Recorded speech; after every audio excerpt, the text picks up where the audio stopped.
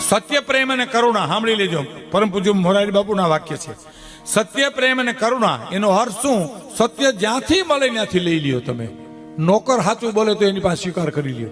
એક બગીચો હતો આંબાનો, અને એમાં નગર શેઠ ફરવા આવ્યા. એના બગીચાના માલિક મહેમાનોને લઈને આવ્યા. નોકર હતો જે બગીચાનો રખોપીઓ હતો, એને કીધું કે જા સારામાં સારી મીઠી કેરી હોય એ મહેમાનો માટે લઈ આવી.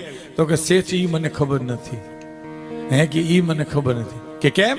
ક્યાં આંબાની કેરી મીઠી છે એ મને ખબર નથી. તો કારણ શું? કે કારણ હું ચોકીદાર છું. મેં આંબાની કેરી કોઈ દી તમને પૂછ્યા વિના ખાધી નથી, એટલે મને ખબર નથી કે મીઠી છે કે ખાટી છે.